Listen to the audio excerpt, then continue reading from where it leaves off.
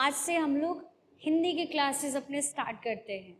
तो हिंदी में हमारा पहला चैप्टर है एक कहानी, और ये कहानी है नीमा की दादी के बारे में। यानी हम भी सीखेंगे कि हमें अपने परिवार के साथ कैसे रहना चाहिए। नीमा दोपहर में 2 बजे स्कूल से लौटती है। इस समय घर पर सिर्फ दादी होती हैं। वे कहीं नहीं आती जाती हैं। यहाँ पर क्या बताया जा रहा है कि एक लड़की है जिसका नाम है नीमा, और नीमा अपने दादी के साथ रहती है। ये दोनों एक साथ हैं। अब प्रॉब्लम क्या है? सुबह सुबह हर रोज नीमा स्कूल जाया करती है, बिल्कुल आपकी तरह। और नीमा की दादी कहीं आती जाती नहीं है। वो हमेशा घर पर होती हैं। इस समय उनका कहीं भी आना जाना नहीं होता। कभी बैठे बैठे सब्जी काट रही होती हैं। उनके घुटनों में दर्द भी रहता है। यानी नीमा की दादी जब घर पर रहती हैं तो उनके काम क्या है? घर के कुछ ना कुछ वर्क को करते रहना। तो कभी कभी आप देखोगे कि वो जब कुछ काम रहता है, जैसे कि सब्जी काटना, तो वो बैठकर सब्जियां काटती हैं। और साथ ही साथ उनके घुटनों में बहुत दर्द रहता है। देखो यहाँ पिक्चर में, तो वो क्या करती हैं? अपने घुटनों में तेल मल रही होती हैं। जब भी उनके घुटनों में दर्द होता है वो तेल मलती हैं। उन्हें नीमा का बहुत इंतज़ार होता है, और दिन भर के काम में दादी हमेशा अपनी पोती को याद करते रहती है कि आखिर नीमा कब स्कूल से वापस आएगी। नीमा रोज खाना खाते खाते स्कूल की बातें सुनाती है। दादी भी उससे खूब बातें करती हैं। शाम को नीमा खेलने जाती है। एक दिन नीमा खेलने के लिए जाने लगी तो दादी बोली, नीमा थोड़ी देर बैठ जा। क्या रूटीन है नीमा का? नीमा जब भी स्कूल से घर वापस आती है तो खाना खाते खाते पूरी दिन भर की कहानी अपनी दादी को बताया करती है। और दादी को बहुत अच्छा लगता है उसकी बातें सुनना, क्योंकि दिन भर दादी के पास कोई नहीं होता जो उनसे बात कर सके। और शाम को फिर नीमा अपने दोस्तों के साथ खेलने निकल जाती है। यही रूटीन नीमा हर एक दिन फॉलो करती है।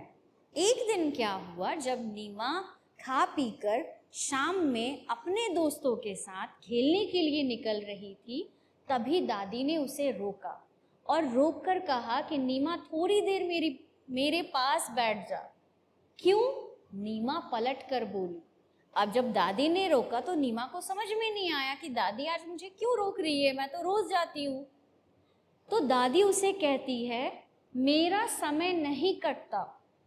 दादी अपना दर्द नीमा को बता रही है कि मैं दिन भर अकेले घर पर रहती हूँ, कोई नहीं है मेरे पास और ना ही मुझसे कोई बात करने वाला, तो मेरा टाइम ही नहीं जाता है, लगता है जैसे दिन कितना बड़ा है। नीमा रुकी। जैसे ही दादी की ये तकलीफ नीमा सुनती है वो रुक जाती है।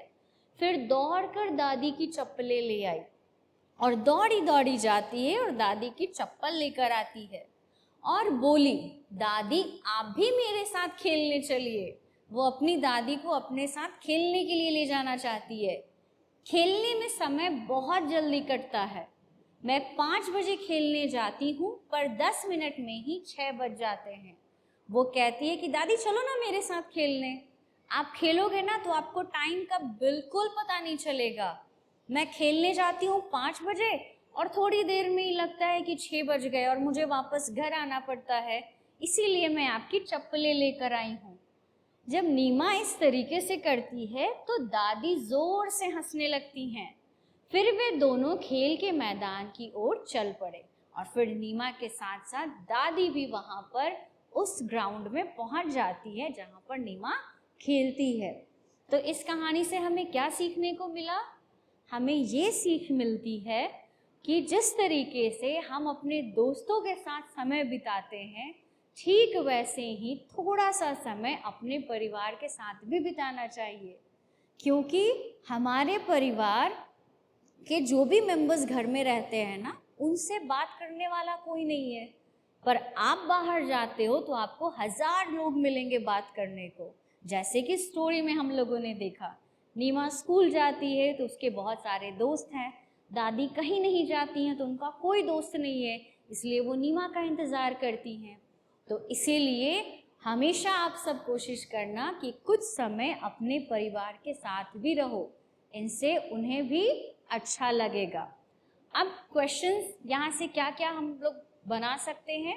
पहला क्वेश्चन, प्रस्तुत पाठ में लड़की का नाम क्या है। दूसरा क्वेश्चन, नीमा किसके साथ रहती है। तीसरा क्वेश्चन, प्रस्तुत पाठ के लेखक कौन है, जो कि शशि शबलोक है, यानी कहानी को जो लिखता है उसे लेखक कहा जाता है और कविता को जो लिखता है उसे कवि कहा जाता है। तो ये हमने कहानी पढ़ा, तो इसका क्वेश्चन क्या बनेगा, प्रस्तुत पाठ के लेखक कौन है। तो आंसर क्या होगा, शशि शबलोक। प्रस्तुत पाठ में लड़की का नाम क्या है, नीमा। नीमा किसके साथ रहती है, तो नीमा अपनी दादी के पास रहती है। दादी ने क्यों कहा मेरा समय नहीं कटता, क्योंकि उनके साथ रहने वाला और उनसे बात करने वाला कोई भी नहीं है। आखिरी सवाल, फिर नीमा ने क्या सुझाव दिया दादी को। नीमा ने दादी को सुझाव दिया कि वो भी उसके साथ खेलने जाए, क्योंकि खेलने में समय का पता नहीं चलता। तो आज के लिए इतना ही। Thank you.